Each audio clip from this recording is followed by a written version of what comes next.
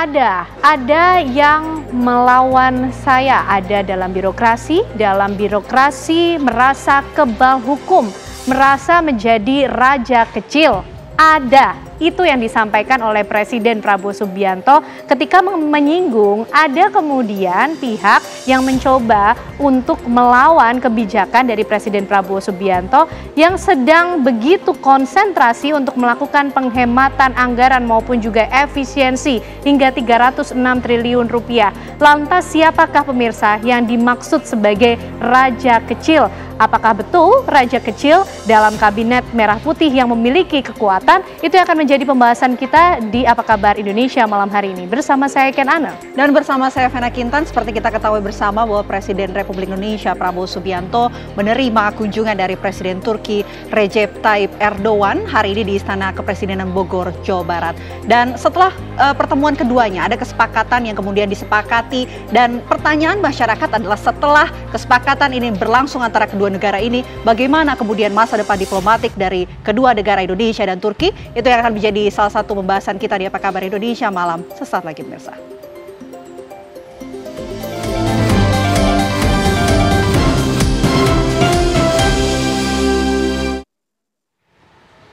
Upacara kenegaraan menyambut kedatangan Presiden Turki Recep Tayyip Erdogan di Istana Bogor, Jawa Barat berlangsung meriah. Presiden Prabowo Subianto menyambut Presiden Erdogan penuh dengan persahabatan.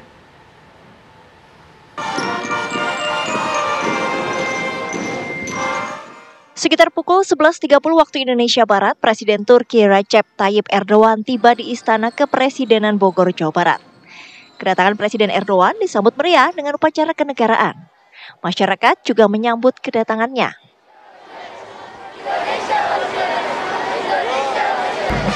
Setibanya di Istana Bogor, Presiden Erdogan dan Presiden Prabowo berjalan berdampingan menuju mimbar kehormatan. Dalam upacara kenegaraan ini, lagu kebangsaan Indonesia dan Turki dikumandangkan, diiringi dengan 21 tembakan meriam.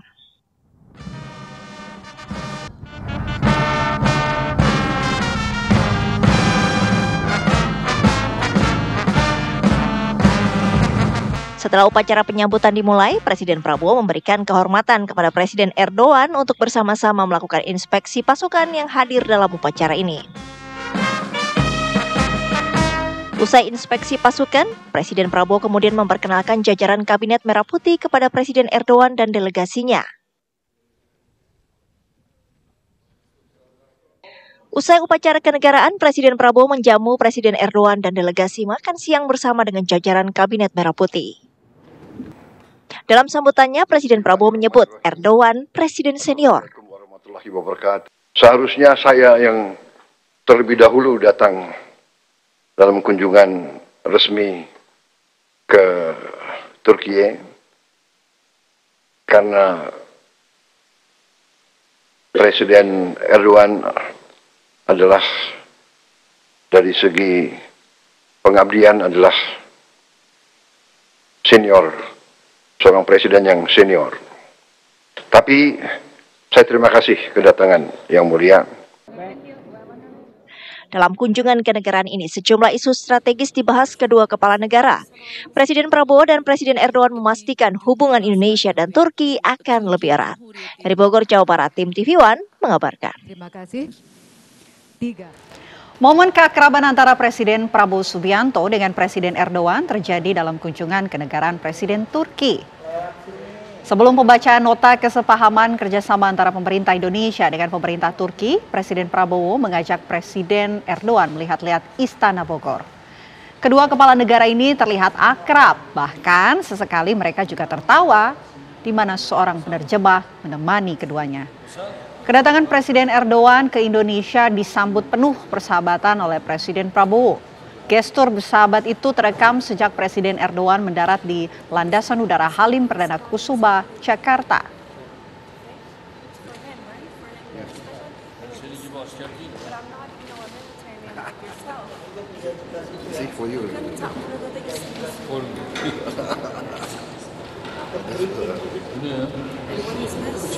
This is the dagger.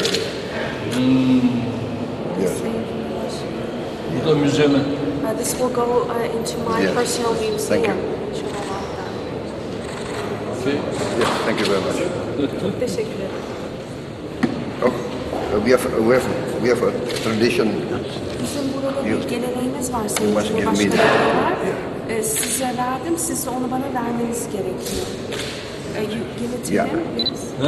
Okay. Yes, evet, onu ben Thank you. alıyorum. Bir hatıra aldım.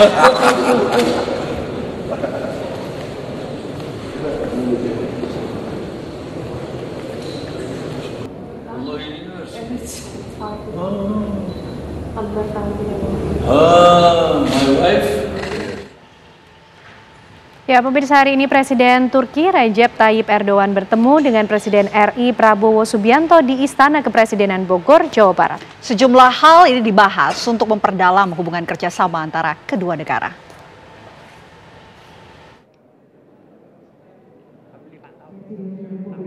Presiden Prabowo Subianto menerima kunjungan Presiden Turki Recep Tayyip Erdogan sekaligus untuk memperkuat kerjasama Indonesia-Turki yang sudah terjalin sejak 75 tahun lamanya.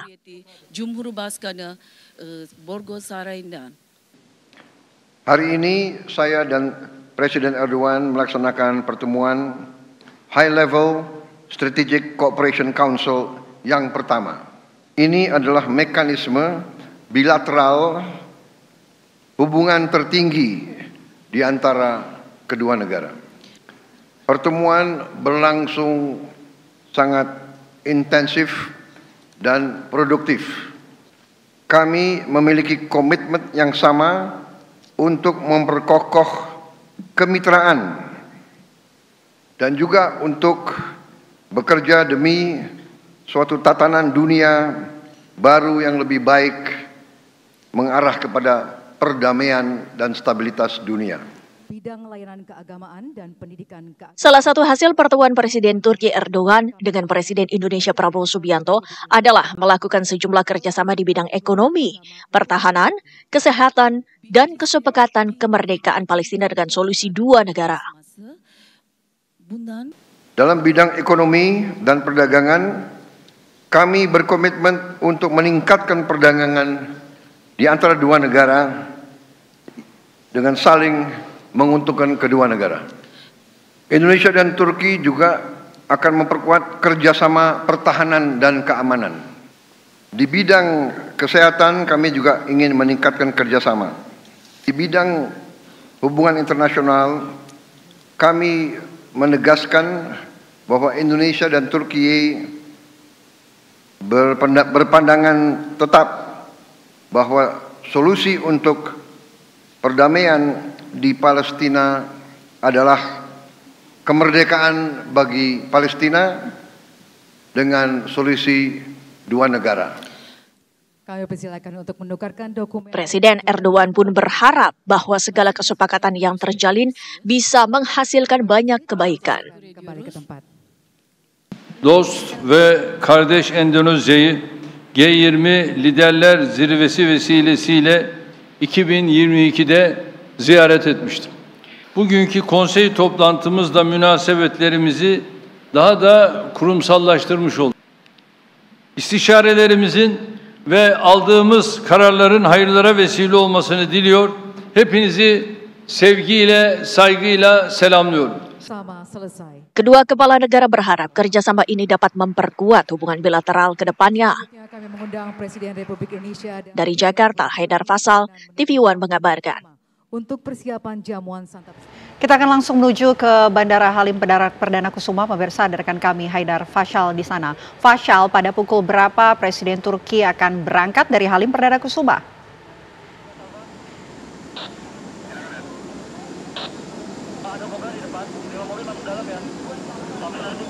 Fassal. Ya baik, Vena, Ken, Ana, dan juga pemirsa, memang hingga sampai saat ini kami awak media masih menunggu kehadiran dari Presiden Turki Recep Tayyip Erdogan di landasan udara Halim Perdana Kusuma, Jakarta Timur. Memang jika kami dapat informasikan terkait dengan kondisi terkini, ini persiapan pelepasan sudah disiapkan oleh sejumlah pihak di sini, di mana pasukan pas pampres dapat kami informasikan di sebelah kanan dan juga di sebelah kiri saya sudah bersiap untuk kemudian nanti akan berbaris menyambut kedatangan dari Presiden Erdogan. Selain itu juga tadi kami dapat informasikan beberapa saat yang lalu Presiden Prabowo Subianto berserta juga dengan sejumlah jajarannya telah hadir langsung juga di tempat kami mengabarkan saat ini di Bandara Udara Halim Perdana Kusuma untuk kemudian nanti akan melepas secara langsung Presiden Turki Recep Tayyip Erdogan dari Bandara Lanut Halim Perdana Kusuma. Setelah kita ketahui bersama bahwa ini merupakan rangkaian akhir Presiden Turki di Indonesia setelah sebelumnya kita tahu tadi pagi hingga siang hari tadi Presiden Erdogan melakukan kunjungan kenegaraan ya di Istana Bogor, Jawa Barat, di mana kehadiran dari Presiden Erdogan ini disambut meriah oleh para masyarakat di sana dan juga tentunya para delegasi dari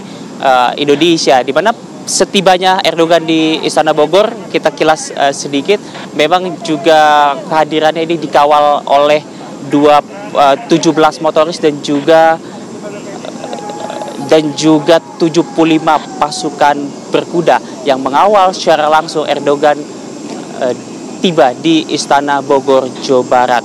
Dan setelah itu kemudian Erdogan kita ketahui bersama juga melakukan sejumlah pertemuan. Yang pertama pertemuan 4 mata dengan Presiden Prabowo Subianto yang kemudian dilanjutkan dengan pertemuan bilateral High Level Strategic Operation Council atau sidang perdana Dewan Kerjasama Strategis Tingkat Tinggi Republik Indonesia dan juga Turki di bawah pemerintahan Prabowo Subianto, yang tentu tujuannya adalah mengevaluasi kerjasama selama ini dan memberi arahan peluang ke depan dengan membahas berbagai aspek kerjasama antara kedua negara yang saling menguntungkan. Pemirsa bisa lihat mungkin di layar kaca Anda ini Sekretaris Kabinet Teddy Indra Wijaya tengah melakukan briefing singkat kepada pasukan pengamanan yang menyambut kedatangan Erdogan nantinya. Dan memang hingga sampai saat ini kita masih terus menunggu kehadiran Erdogan, di mana informasi yang kami peroleh, Erdogan baru saja melakukan perjalanan dari salah satu hotel di kawasan Jakarta Pusat dan saat ini masih berada di jalan. Kita lanjutkan pembahasan pertemuan tadi siang, pemirsa, kilas balik sedikit sambil menunggu kehadiran dari Erdogan, di mana kemudian setelah melakukan kerjasama ataupun pertemuan membahas kerjasama bilateral, kemudian baik dari pihak pemerintah Turki maupun pemerintah Indonesia juga kemudian langsung juga melakukan penandatanganan kesepakatan bersama terkait dengan sejumlah hal, baik dari segi ekonomi, baik dari segi pendidikan, budaya, dan juga lain-lain. Dan tentu kita akan menunggu kehadiran Erdogan. Untuk sementara demikian, kami kembalikan ke studio. Baik, terima kasih Haidar Faisal. Kita tentu masih akan terus ikuti bagaimana nanti detik-detik dari kedatangan Presiden Turki Recep Tayyip Erdogan di Bandara Halim Perdana Kusuma untuk kemudian melanjutkan lawatan ke negara berikutnya. Dan pemirsa, apa kabar Indonesia Malam masih akan kembali menemani Anda sesaat lagi. Ada yang melawan saya, ada. Dalam birokrasi merasa sudah kebal hukum, merasa sudah menjadi raja kecil.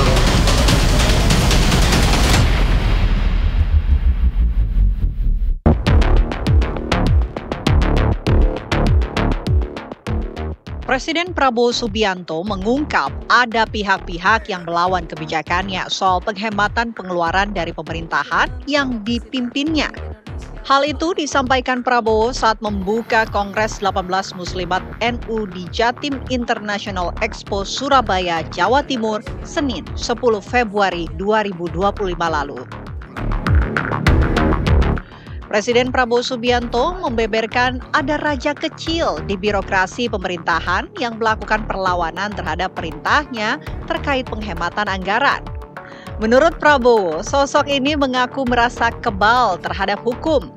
Ada yang melawan saya. Ada. Dalam birokrasi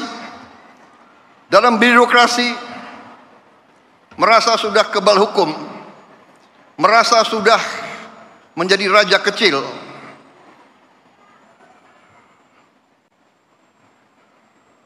Ada. Saya mau menghemat uang. Uang itu untuk rakyat. Untuk memberi makan untuk anak-anak rakyat. Prabowo memang tak menyebutkan siapa sosok raja kecil yang dimaksud. Lantas, siapa raja kecil yang melawan kebijakan efisiensi anggaran yang dimaksudkan Prabowo? Benarkah sosok dimaksud raja kecil memiliki pengaruh kuat di kabinet merah putih? Akankah Presiden Prabowo akan bertindak tegas mencopot raja kecil yang melawan kebijakan efisiensi anggaran pemerintahan saat ini? Tim TV One mengabarkan.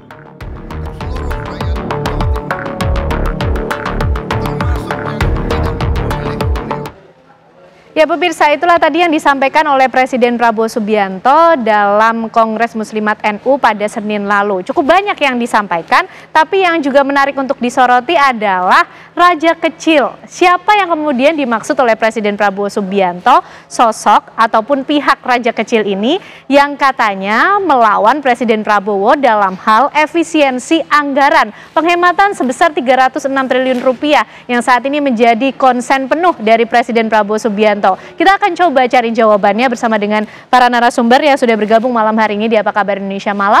Sudah hadir bersama saya di sini ada Prof. Suhaib Amiruddin, dosen FISIP dari Untirta. Ya. Prof. Suhaib, terima kasih sudah hadir di sini. Selamat malam Prof. Suhaib. Dan bergabung bersama kita pemirsa melalui sambungan Zoom ada juga Bang Daniel Anzar Simanjuntak, politikus Gerindra. Bang Daniel, selamat malam. Selamat malam Mbak Kenana. Ya, dan bergabung bersama kita juga ada Pak Hendrawan Supratikno, politikus PDIP. Pak Hendrawan, selamat malam. Selamat malam. Oke, baik. Mungkin dari kita semua yang bergabung malam hari ini, yang paling tahu makna raja kecil nih Bang Daniel. Karena sempat ditulis juga nih, saya lihat di media sosial. Bang Daniel, siapa sih raja kecil yang dimaksud oleh Presiden Prabowo? Pertama begini Mbak Ken, jadi kan prinsip kerja atau framework dari kebijakan Pak Prabowo itu kan ada dua hal ya. Pertama adalah spesialisasi, kemudian kedua setelah spesialisasi melakukan langkah efisiensi. Spesialisasi yang dimaksud adalah semua sektor-sektor yang punya skala ekonomi luas itu kemudian diberikan pengurusannya dan pengelolaannya pada institusi tersendiri. Makanya ada pemecahan-pemecahan atau pembagian-pembagian kementerian, terutama untuk sektor-sektor yang dianggap skala ekonominya besar. Nah, dampaknya kan banyak ke kementerian-kementerian. Nah, termasuk di sekarang saya di Kementerian Agama misalnya itu dipecah jadi dua, Kementerian Agama, kemudian ada Badan Penyelenggara Haji di mana sekarang saya ikut memimpin di situ. Nah, langkah-langkah kebijakan itu kan harus diikuti dengan kebijakan efisiensi oleh Presiden. Presiden memang mendorong efisiensi yang masif sekali. Ya. Bahkan beliau turun langsung untuk melihat details akun dan alokasi anggaran yang ada, mana yang bisa diefisiensikan, mana yang mengalami pemborosan, kemubaziran, dan sebagainya. Nah, di tengah kebijakan itu, Pak Prabowo, Presiden, itu menangkap sinyalemen ada disobedience, ada ketidakpatuhan yang kemudian dilakukan, disebut Pak Prabowo Presiden itu adalah disobedience yang dilakukan oleh raja-raja kecil. Yang ada Pak Prabowo Presiden yang menyebutkan yang ada di birokrasi. Memang kan selama ini kritik-kritik publik terhadap birokrasi kita yang status quo itu kan sering dialamatkan, namun tentu tidak pada personal tapi kepada sekelompok yang kemudian dianggap mengganggu agenda upaya Pak Prabowo mendorong efisiensi. Kenapa? Karena raja-raja kecil ini semua fasilitas atau anggaran yang selama ini mereka menikmati itu kemudian drastis berkurang. Nah, memang kemudian di tengah perjalanan di beberapa hari setelah Pak Prabowo mengeluarkan kebijakan efisiensi itu muncul beberapa mismatch di tingkat operasional karena ada misalnya alokasi efisiensi yang dipotong yang tidak tepat. Karena yang diperintahkan oleh presiden yang dilakukan efisiensi adalah kepada pos-pos anggaran, akun-akun anggaran yang tidak terkait dengan pelayanan publik langsung, tapi terkait dengan hal-hal yang mubazir kayak seperti perjalanan dinas, kemudian FGD, rapat-rapat tidak penting dan sebagainya. Itu totalnya bisa sampai 306 triliun. Nah, apabila ada yang tadi saya sebut disobedience inilah yang kemudian disebut Pak Prabowo sebagai raja-raja kecil yang terganggu eksistensinya. Bang Dhanil, berarti ini sudah sangat terasa ya upaya-upaya yang mengganggu kebijakan Presiden Prabowo Subianto dari raja-raja kecil ini tadi sekelompok, bukan perorangan begitu. Ini dalam birokrasi tingkat pusat atau daerah, Bang Dhanil? Itu bisa tersebar di mana saja dan itu sebenarnya bisa dirasakan oleh semua pihak ya. Misalnya ya Pak Prabowo tidak menginginkan misalnya ada PHK. Pak Prabowo tidak menginginkan itu ada pengurangan terutama terkait alokasi untuk tenaga karyawan yang mengurus langsung pelayanan publik dan sebagainya. Yang justru harus diefisiensi itu adalah alokasi-alokasi yang bersifat pemborosan. Seperti tadi ya saya sebutkan, perjalanan dinas, kemudian rapat-rapat tidak penting dan sebagainya. Harusnya di situ. Namun kemudian ada juga yang kemudian seperti melakukan hal-hal yang di luar perintah dari presiden. Baik. Kalau Pak Hendrawan dari PDIP sebagai yang menyebutnya partai di luar pemerintahan tapi tetap menjadi mitra strategis dari pemerintahan Presiden Prabowo dan juga Gibran Rakabuming Raka. Bagaimana melihat kebijakan efisiensi yang dilakukan oleh Presiden Prabowo Subianto ini yang cukup masif dilakukan? Ya, sebenarnya ini bukan hal baru ya. Karena sebelumnya kan juga kita sudah terbiasa dengan istilah-istilah seperti better spending atau spending better, value for money, ya, kemudian refocusing, ya, self blocking, automatic adjustment. Jadi sebenarnya hal-hal seperti ini sudah biasa. Itu sebabnya mengapa ini ramai pertanyaannya, karena ini adalah tahun pertama pemerintahan presiden baru, Presiden Prabowo. Dan sebenarnya program-program penghematan seperti ini kan sudah menjadi agenda rutin atau menu rutin tiap tahun.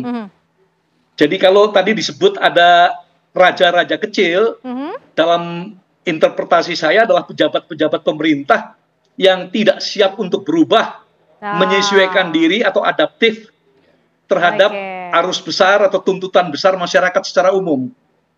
Jadi bukan hal yang baru menurut saya, dan ini agak ramai karena ada paradoks ya.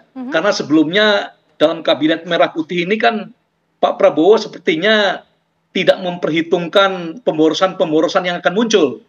Karena kabinetnya gemuk ya. Kemudian banyak sekali utusan-utusan khusus, ya, penasihat khusus, wakil-wakil menteri dan seterusnya. Jadi masyarakat melihat terjadi paradoks, itu sebabnya kali ini rame lah seperti itu. Baik. Prof, kalau Prof Soeb sendiri melihatnya seperti apa? Ini bukan perorangan, ini kelompok pejabat-pejabat yang merasa tidak nyaman dengan kebijakan Pak Prabowo? Ya, saya kira kalau kita bicara birokrasi itu kan luas ya, cukup panjang Mbak ya. Tapi yang saya ingin soroti hari ini dan malam ini bahwa Pak Prabowo ini sebenarnya baru memimpin 4 bulan. Dan kelihatan sudah banyak kelompok-kelompok yang dianggap keluar dari koridor. Kan Pak Prabowo ini sebenarnya ingin bagaimana pemerintah ini bersih, kemudian efektif, efisien, kan sebenarnya itu.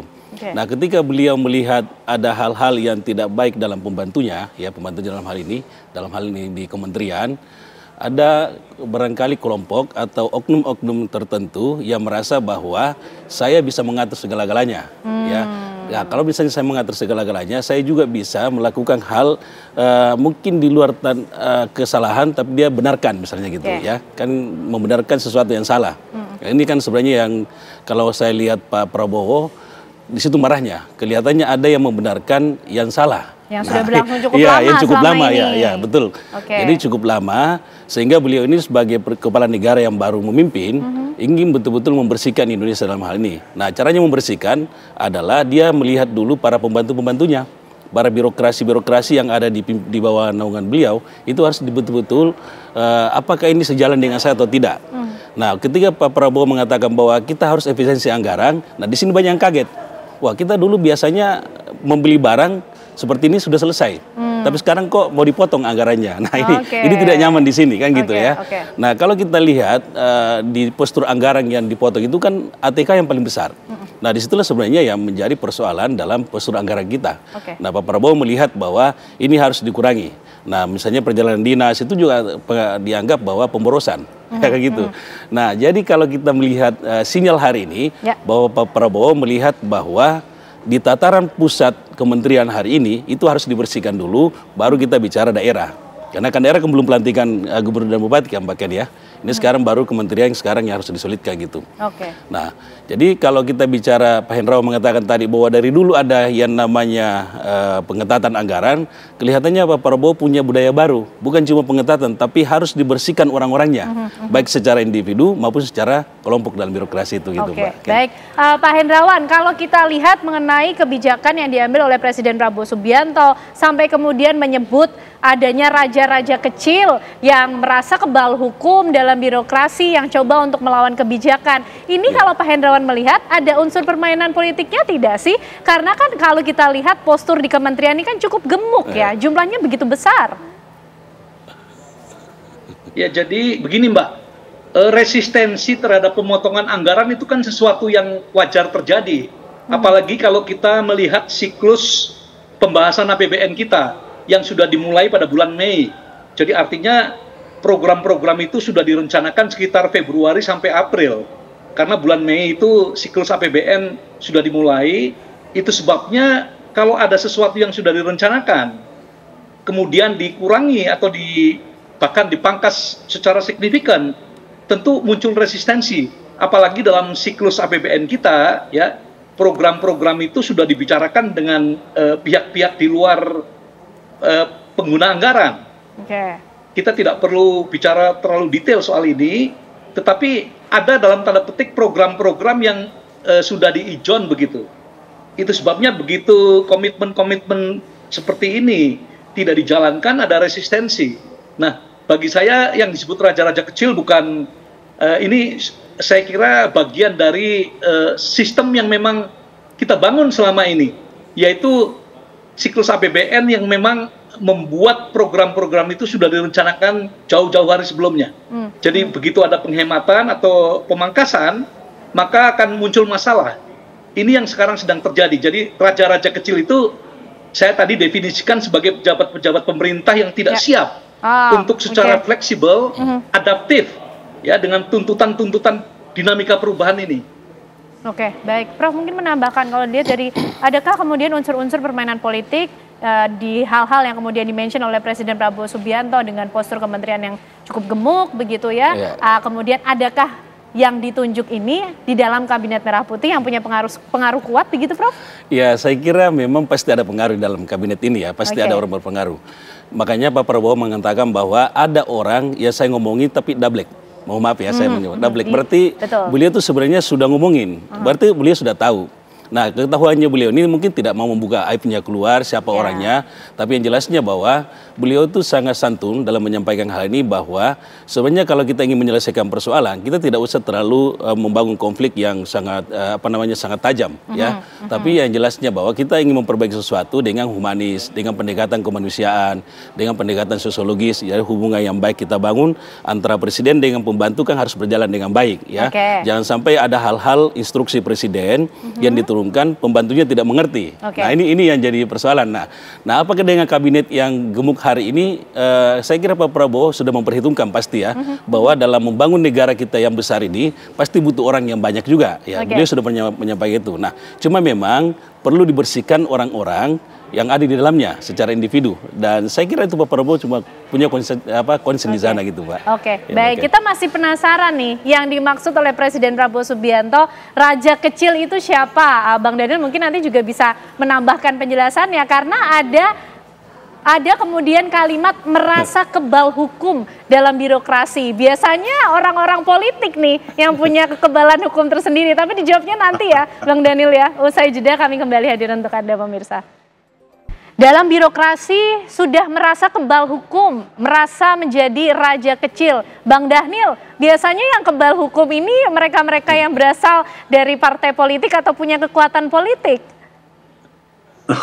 Yang punya kekuatan politik kan bukan cuma orang partai politik, ya. Artinya di luar partai politik juga punya kekuatan politik, Mbak Ken. Nah, yang dimaksud Pak Prabowo tentu tadi yang disampaikan Prof. Tepat sekali menurut saya. Artinya upaya adaptif yang dilakukan oleh sekelompok birokrasi agaknya gagal terkait dengan kebijakan-kebijakan Pak Prabowo yang ingin mendorong perbaikan dalam hal ini tentu adalah efisiensi. Nah, terkait dengan raja-raja kecil, kemudian merasa kebal hukum, itu kan memang karakteristik status quo, Mbak.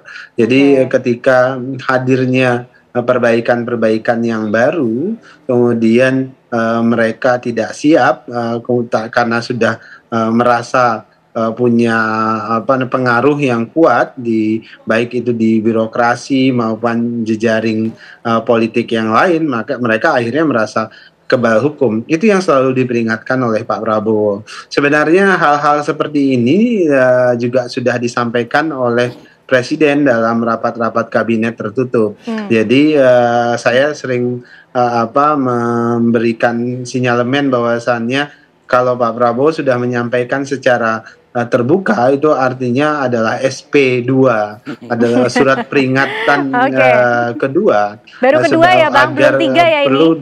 Perlu diwanti-wanti, karena setelah kalau sudah SP3 tentu Pak Prabowo akan bersikap terang dan tegas terkait ini. Karena komitmen Pak Prabowo adalah ingin menghadirkan pemerintahan yang bersih, pemerintahan yang efektif. Nah, pemerintahan yang bersih dan efektif itu membutuhkan komitmen agar semua komponen pemerintahan itu mengikuti dan mematuhi kebijakan Presiden terkait dengan upaya efisiensi agar program-program yang menjadi prioritas pembangunan 5 tahun ke depan itu bisa akseleratif. Karena efisiensi yang dilakukan oleh Presiden ini tentu menyasar upaya beliau untuk memberikan pelayanan publik di bidang kesehatan, kemudian mendorong pertumbuhan ekonomi agar lebih tinggi dan akseleratif. Semua alokasi-alokasi yang diefisiensikan itu digunakan pada upaya-upaya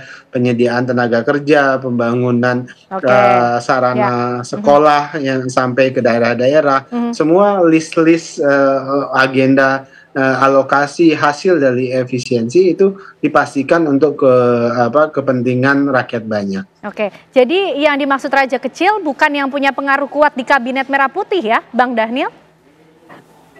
Ya, yang raja kerja kan kalau raja kecil ya tentu tersebar ya Mbak, tentu mereka-mereka yang secara langsung terganggu dengan kebijakan-kebijakan Presiden, terutama terkait dengan upaya Presiden melakukan efisiensi, upaya Presiden menghadirkan pemerintahan yang bersih, upaya Presiden agar agenda pembangunan kita itu dilandasi dengan keadilan dan berkeadilan, di mana hukum itu diterapkan dengan baik dan sebagainya. Itu mereka-mereka yang kemudian berkeberatan dengan upaya-upaya tersebutlah itu yang disindir, itu yang diperingati oleh Presiden Prabowo Subianto. Oke, baik. Kalau Pak Hendrawan melihatnya raja-raja kecil yang merasa kebal hukum ini dalam birokrasi siapa sih Pak Hendrawan?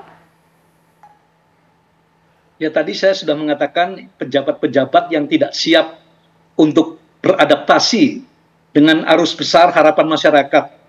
Jadi Mbak Ken, komitmen dan niatan Pak Prabowo ini untuk menghadirkan pemerintahan yang bersih, itu harus kita dukung sepenuhnya.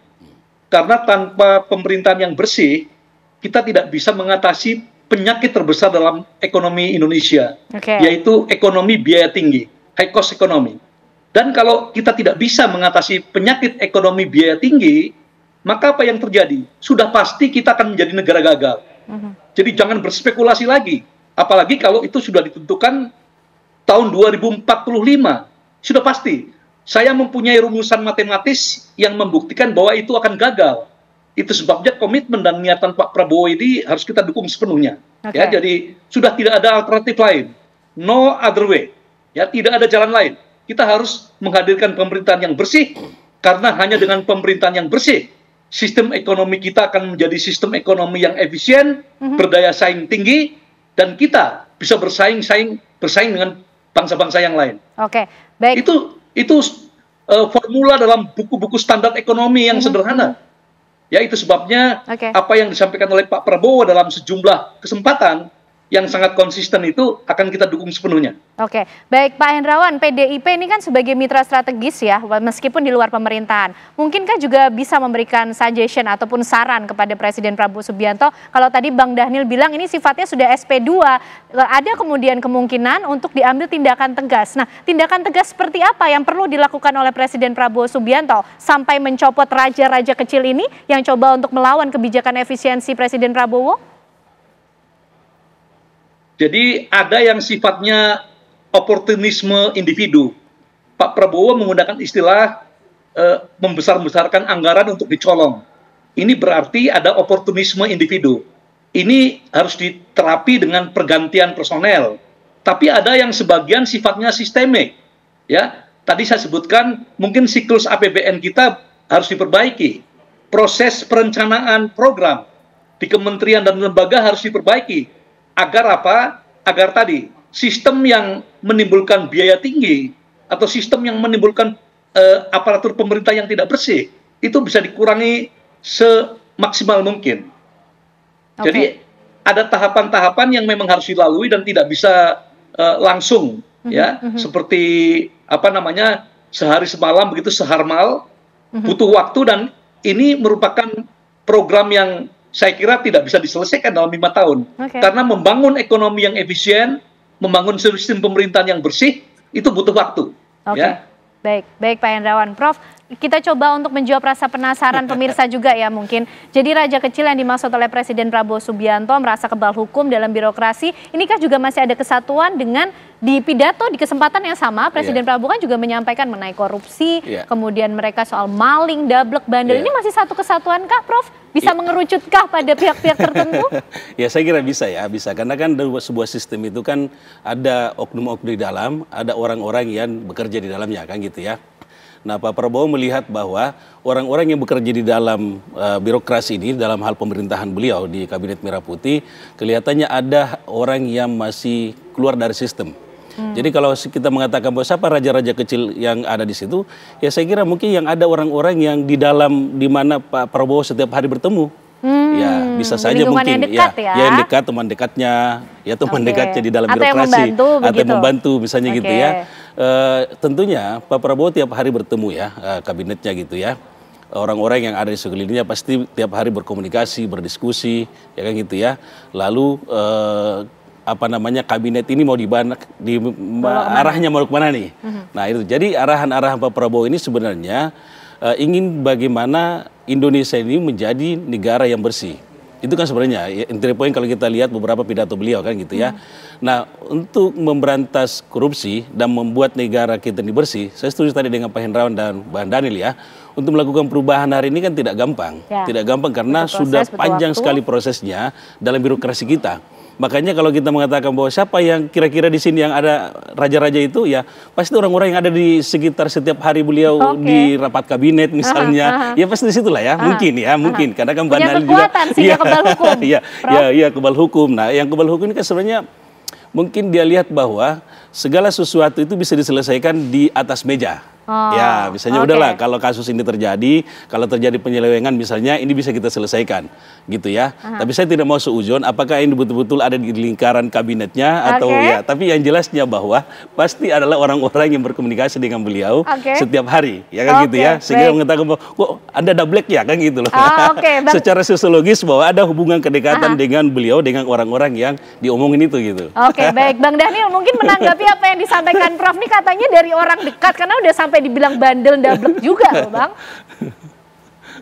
Iya, yang jelas saya tidak otoritatif untuk tunjuk hidung ya siapa kira-kira yang dimaksud oleh Pak Prabowo. Yang jelas bagi saya begitu hal-hal seperti ini sudah disampaikan beliau dalam rapat-rapat kabinet yang kami hadiri begitu dan Pak Prabowo juga memberikan peringatan yang serius. Nah itu bagi saya sering jelaskan juga ke teman-teman TV One itu SP1 kemudian beliau bawa ke ruang publik itu berarti SP2.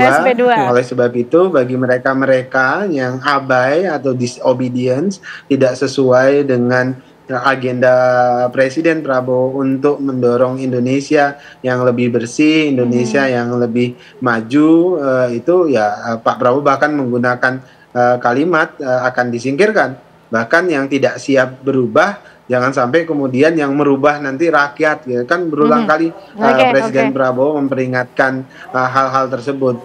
Bagi kami itu adalah peringatan yang sangat serius yang harus dipatuhi oleh semua yang bekerja di bawah kepemimpinan Presiden Prabowo. Karena memang obsesi Presiden adalah ingin memastikan pelayanan terhadap rakyat kita, terutama anak-anak sekolah, kemudian ibu-ibu hamil, kemudian penyediaan lapangan kerja yang lebih banyak, kemudian pertumbuhan ekonomi yang lebih besar, itu semuanya harus ditompang oleh pemerintahan yang bersih. Tidak ada pemerintahan yang kuat ekonominya apabila birokrasinya korup, bila proses bisnisnya dipenuhi dengan manipulasi dan sebagainya. Oke, kalau Pak Hendrawan menanggapi apa yang disampaikan Prof nih gimana? Peringatannya sudah sangat serius, berarti disampaikan kepada orang-orang di lingkaran dekat Pak Prabowo yang sering berkomunikasi begitu, Pak Hendrawan? Iya, karena pernyataan itu kan dalam berbagai versi yang konsisten ya, disampaikan berulang kali. Jadi saya kira Pak Prabowo sudah melihat ada tirani status quo. Betul. Ada status quo yang susah sekali untuk berubah. Ada zona nyaman yang susah sekali diubah. Itu sebabnya Pak Prabowo mengatakan untuk yang dablek dan bandel, ya, yang sudah berulang-ulang diperingatkan, ya, yang selalu mempraktikkan hal yang sama, ya, terus-menerus terjadi, maka tidak bisa harus dipangkas, ya. Ini saya kira sudah jelas dan Pak Prabowo saya melihat bacaan bukunya sangat luar biasa. Itu sebabnya beliau sampai pada kesimpulan apa syarat-syarat sebuah negara yang bisa menjadi negara yang maju, menjadi negara yang tangguh, dan semua yang disampaikan adalah itu prakondisi yang harus dipenuhi apabila kita ingin menjadi negara yang maju. Oke, baik Prof. Ini berarti kita akan menunggu lagi atau kita akan melihat SP3 dari Pak Prabowo atau setelah ini sudah langsung ditindak oleh Pak Prabowo ya, sebaiknya yang bandel-bandel itu? Sebaiknya secepatnya ya, karena yang kalau bermasalah di lingkaran beliau, ibaratnya begini, beliau itu ingin terbang cepat. Ya, tapi ternyata ada orang yang mengganggu-ganggu landasannya, barangkali begitulah ya. Dan beliau sudah tahu bahwa yang mengganggu landasan saya itu adalah si A, B, C, dan D. Nah, saya kira lebih cepat lebih baik, karena sudah 4 bulan ya, 4 bulan perjalanan pemerintahan, dan saya kira memang tradisi kita di Indonesia, biasanya di 100 hari kerja itu sudah semakin runcing, persoalan-persoalan yang harus dikerjakan lebih cepat. Tapi ternyata pembantu-pembantu ini kok nggak mau dengar saya. Nah, misalnya begitu ya. Dan perubahan-perubahan yang ingin dilakukan oleh beliau itu memang sangat drastis. Saya setuju dengan Bang Daniel tadi. Untuk melakukan perubahan di negeri ini itu tidak gampang. Tapi saya rasa Pak Prabowo dengan ikhlas dan tulus mengatakan bahwa saya akan melakukan perubahan. Artinya kalau misalnya ingin melakukan perubahan maka Anda harus melakukan A, B, C, dan D. Kalau tidak mau ikut dengan saya singkirin. Artinya kalau kita membaca sinyal ini secara sosiologis, ini orang-orang yang ada di sekitar beliau ini masih banyak yang tidak sepaham dengan beliau itu. Masih ada oknum-oknum dan kelompok-kelompok tertentu. Bukan cuma individu, ini yang jadi masalah kalau bawa gerbongnya juga. Ya, ada gerbongnya, kemudian dia mengatakan bahwa kita terbiasa dengan situasi seperti ini, ya perencanaan kita begini, kemudian kita laksanakan kegiatannya begini. Tiba-tiba kok berubah ya. Nah, ini barangkali merasa bahwa udah jalan terus, kita ke kebal hukum. Nah, ini juga semakin marah nih Pak Prabowo kan. Ini kok udah dia ngomongin bilangnya lagi kebal hukum. Makanya Pak Prabowo mengatakan bahwa di negeri ini tidak ada yang kebal hukum. Artinya presiden pun juga barangkali karena beliau punya komitmen yang besar untuk melakukan perubahan dan ingin bersih-bersih di negeri ini. Nah, kalau ingin bersih-bersih di negeri ini, mari kita sama-sama supaya kita aman, tenang. Dan Pak Prabowo selalu mengatakan bahwa saya bekerja itu untuk rakyat, bukan untuk birokrasi. Kan tidak pernah mengatakan begitu ya. Saya bekerja untuk rakyat Indonesia. Bahkan siap mati untuk rakyat. Siap mati untuk rakyat, demi bangsa dan negara gitu. Baik. Peringatan keras sudah diberikan oleh Presiden Prabowo Subianto kepada siapa saja yang coba melawan kebijakan dari Presiden Prabowo yang tujuannya untuk kepentingan rakyat. Kita tunggu nanti bagaimana tindak lanjut dari Presiden Prabowo Subianto tentunya pemirsa. Terima kasih Prof. Suhaib, terima kasih Pak Hendrawan, terima kasih Bang Daniel malam hari ini sudah bergabung bersama kami membahas dan mencoba membaca makna dari apa yang disampaikan Presiden. Terima kasih Bapak-bapak semuanya, selamat malam, sehat selalu. Ya, pemirsa, tentunya Apa Kabar Indonesia Malam masih akan kembali hadir untuk Anda dengan informasi dari seorang suami di Brebes, Jawa Tengah yang diduga melakukan penganiayaan terhadap istrinya yang sedang menderita stroke. Selengkapnya akan kami hadirkan untuk Anda bersama rekan kami Vena Kintan. Anda kembali menyaksikan Apa Kabar Indonesia Malam. Pemirsa, taruhan uang dengan adu renang di waduk buatan yang berada di dalam kampus 2 mahasiswa Universitas Islam Sultan Agung Semarang tewas tenggelam. 2 mahasiswa Unisula dari Fakultas Teknik Industri, Budi Setiawan asal Jepara dan Sarif Hidayatullah asal Gresik, Selasa malam ditemukan tim SAR Kota Semarang di dasar waduk buatan Komplek Kampus Unisula Genuk, Semarang. Diduga kedua mahasiswa tersebut kelelahan saat adu renang di waduk buatan berdiameter 70 meter tersebut. Kedua korban sempat dibawa ke kamar jenazah Rumah Sakit Islam Sultan Agung untuk dilakukan visum dan selanjutnya diserahkan ke keluarga masing-masing.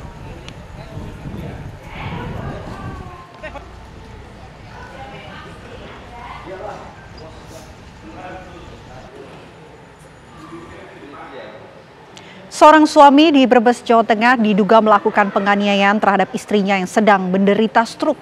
Sementara itu ada korban yang mengetahui hal tersebut mendatangi Mapolres Brebes untuk melaporkan ayah dan kakak kandungnya atas kejadian tersebut. Seorang suami di Brebes, Jawa Tengah diduga tega melakukan penganiayaan terhadap istrinya yang sedang menderita sakit stroke. Aksi keji tersebut terekam kamera CCTV yang ada di dalam rumahnya. Akibatnya korban berinisial LS, 55 tahun, warga desa Pejagan, Kecamatan Tanjung Brebes, kini harus menjalani perawatan di Rumah Sakit Umum Islam Mutiara Bunda Tanjung Brebes. Sementara salah satu anak korban, Arjuna, didampingi belasan anggota pemuda Batak Bersatu, mendatangi Mapolres Brebes Rabu siang untuk melaporkan ayahnya MS dan kakak kandungnya PS. Kasat Reskrim Polres Brebes AKP Resandro Hadria Jati membenarkan adanya laporan dugaan KDRT yang dilaporkan ada korban, melaporkan ayah dan kakak kandungnya sendiri. Anak korban berharap ayah dan kakak kandungnya bisa diproses sesuai hukum yang berlaku. Penganiayaan yang dialami ibunya sudah sering terjadi sejak 3 tahun silam.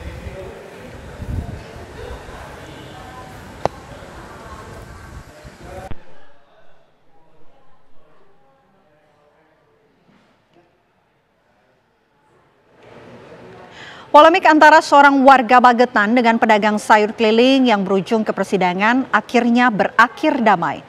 Para pedagang sayur pun sujud syukur bebas dari tuntutan hukum maupun uang ganti rugi. Berakhirnya polemik pedagang sayur keliling ini setelah penggugat yakni Bitner Sianturi secara legowo mencabut gugatannya saat putusan hasil persidangan. Bitner mengaku pencabutan gugatan kepada 5 orang tersebut murni kesadaran dirinya demi menciptakan suasana keamanan dan ketertiban warga masyarakat Desa Pesu yang kondusif di mana dirinya dan keluarga tinggal.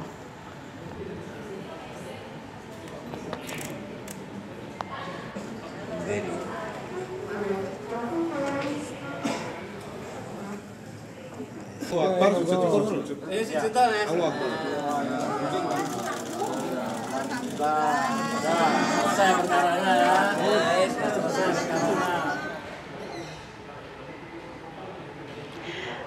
pedagang sayur keliling pemirsa se-Kabupaten Magetan, Jawa Timur menggelar aksi solidaritas rekan sesama pedagang sayur dengan mendatangi kantor pengadilan negeri setempat. Aksi solidaritas ini buntut dari video viral di media sosial di Magetan sejak sepekan terakhir, di mana seorang warga perumahan bernama Bitner Sianturi, warga desa Pesu, Kecamatan Baspati, Kabupaten Magetan, terlibat adu mulut dengan seorang pedagang sayur keliling menggunakan mobil bak terbuka saat mangkal berjualan sayur di desa setempat. Warga merasa keberatan adanya pedagang sayur keliling yang dianggap berdampak pada usahanya di rumah.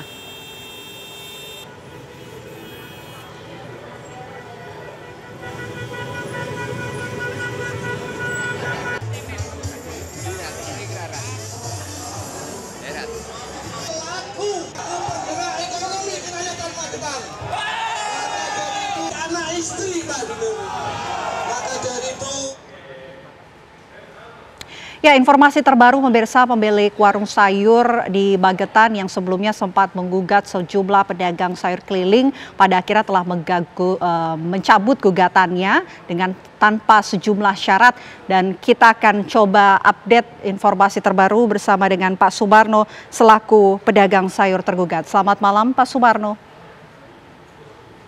Ya, selamat malam. Pak Sumarno, akhirnya gugatan ini kemudian dicabut begitu. Bagaimana respon Anda dan pedagang lainnya, Pak Sumarno? Perasaan saya senang dengan pencabutan gugatan yang diajukan oleh Bapak Bitner.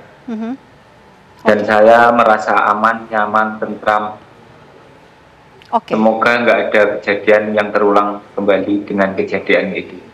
Baik. Pak Sumarno, tapi ketika gugatan ini kemudian dicabut, adakah persyaratan yang kemudian diajukan dari pihak penggugat begitu? Nggak ada. Baik. Pak, kami ingin tahu Pak, kronologis kejadiannya awal mula kemudian Pak Sumarno dan juga beberapa pedagang lainnya kemudian ini sempat digugat. Ini karena permasalahan apa Pak? Ya, pertamanya waktu saya jualan di Desa Pesu, tepatnya di RT 9, Bapak Bitner itu dari arah timur, kemudian mau keluar dari Desa Pesu, kemudian balik lagi si Bapak Bitner itu, lalu tiba-tiba melabrak saya, katanya saya menghasut masyarakat Desa Pesu, begitu. Oke. Tapi setelah itu kemudian sudah dilakukan mediasi dengan pihak penggugat, apa yang kemudian dibahas dan juga disepakati? Awalnya pas mediasi yang pertama, Bapak Bitner mengajukan 4 perkara, 4 permintaan. Yang pertama itu dia nggak melarang pedagang keliling dari Desa Pesu masuk ke Pesu. Lalu yang kedua, saya lupa. Yang ketiga itu dia mengajukan penurunan ganti rugi sebanyak 10 juta. Dari kita berlima tergugat, kita nggak mau membayar sepeser pun. Baik. Lalu mediasi ditunda. Dari Rabu ini. Oke, baik. Pak, ini kalau berdasarkan video yang beredar juga di media sosial begitu, memang Pak Sumarno dan juga pedagang lain sempat dimarahi begitu atau dihujat oleh pihak penggugat, Pak? Ya, sempat. Oke, apa yang kemudian dikatakan, Pak? Ada beberapa kali. Ya, katanya dengan adanya kami itu, warung Bapak Bitner itu mengalami kerugian. Sempatkah kemudian Pak Sumarno bertanya apa yang kemudian menjadi dasar pernyataan dari pihak penggugat mengatakan hal-hal tersebut begitu? Nggak ada. Oke, baik. Setelah ini apa Pak? Kan semuanya sudah damai begitu ya, adakah mungkin pembicaraan lebih lanjut? antara Pak Sumarno dan rekan-rekan pedagang sayur keliling dan juga pihak penggugat? Iya, maaf, putus-putus. Adakah pembicaraan lebih lanjut, Pak, setelah ini? Nggak ada. Sudah selesai ya, Pak. Nah, kalau Pak Sumarno sendiri masih bisa nggak, Pak, untuk dagang ataupun jualan sama teman-teman yang lain di lokasi tempat pemilik warung sayur itu? Masih bisa. Dari Perdes pun, dari pemerintah desa ataupun masyarakat, kita nggak dilarang berjualan di Desa Pesu, ya kita masih jualan seperti biasanya. Oke, baik. Tentunya terima kasih Pak Sumarno atas waktunya di Apa Kabar Indonesia Malam. Semoga sehat selalu. Selamat malam Pak Sumarno.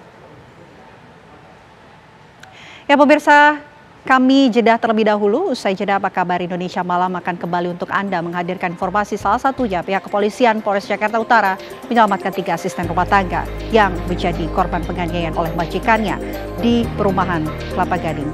Sesaat lagi pemirsa. Anda masih menyaksikan Apa Kabar Indonesia Malam. Pemirsa, pihak kepolisian Polres Jakarta Utara menyelamatkan 3 asisten rumah tangga yang menjadi korban penganiayaan oleh majikannya di perumahan mewah di kawasan Kelapa Gading, Jakarta Utara pada Senin malam kemarin. Kini pihak kepolisian telah menetapkan pasangan suami istri yang merupakan majikan dari korban jadi tersangka. Inilah video detik-detik penyelamatan asisten rumah tangga yang menjadi korban penganiayaan oleh majikannya di perumahan mewah di kawasan Kelapa Gading, Jakarta Utara pada Senin malam kemarin. Saat diselamatkan oleh pihak kepolisian, 2 asisten rumah tangga ini mengaku telah menjadi korban penganiayaan hingga mengalami luka di bagian bibir dan belakang telinga. Isak tangis pun tak terbendung saat 2 asisten rumah tangga ini bertemu dengan seorang asisten rumah tangga lainnya yang sebelumnya berhasil melarikan diri dari rumah majikannya itu. Akibat kejadian ini, pihak kepolisian mengamankan suami istri yang merupakan majikan korban ke Mapolres Jakarta Utara untuk diperiksa. Setelah diselidiki, ternyata 3 orang asisten rumah tangga yang bekerja di rumah itu seluruhnya menjadi korban penganiayaan oleh majikannya.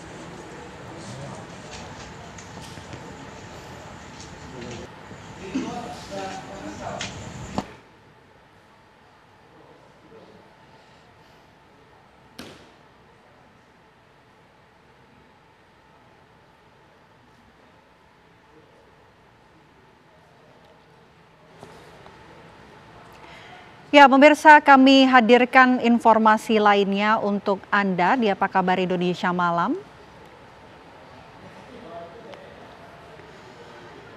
Gambar yang Anda saksikan saat ini adalah gambar ketika polisi menangkap seorang porter dan memeriksa 3 orang saksi, pemirsa. Ada perhiasan penumpang yang disebut hilang. Kemudian ini nampak seorang penumpang juga tengah meminta bantuan oleh pihak kepolisian dengan membongkar begitu beberapa barang dari koper untuk menemukan gelang dan juga cincin emas seberat 4 gram yang hilang di dalam koper. Kejadian ini terjadi pemirsa di Kendari, Sulawesi Tenggara. Dan sejauh ini juga masih terus dilakukan pendalaman oleh pihak kepolisian, tentunya untuk bisa menemukan siapa yang mengambil atau mencuri perhiasan dari penumpang pesawat yang hilang, yakni gelang dan juga cincin emas seberat 4 gram. Koperku itu koper cabin, bukan koper yang dibawa ke bagasi pada saat check-in. Itu koper pindah ke bagasi pada saat saya mau bawa ke pesawat. Saya langsung cek nih, saya langsung buka koperku, suamiku juga suruh. Pada saat saya buka, seperti yang digambar ini posisinya. Ini resletingnya dia sudah terbuka setengah. Dan yang pas saya buka itu langsung kotak pink ini yang kotak perhiasan kelihatan. Ya, informasi dari Kendari, Sulawesi Tenggara tadi sekaligus menutup perjumpaan kita di Apa Kabar Indonesia Malam. Ya, betul sekali Vena, dan pemirsa, sesaat lagi Anda dapat menyaksikan program Indonesia Business Forum bersama dengan Celia Alexandra yang akan membahas mengenai hemat anggaran demi makan bergizi gratis. Dan akhir kata, kami pamit undur diri pemirsa bersama dengan teman-teman dari tim Aki Malam. Terima kasih, selamat malam, sampai jumpa.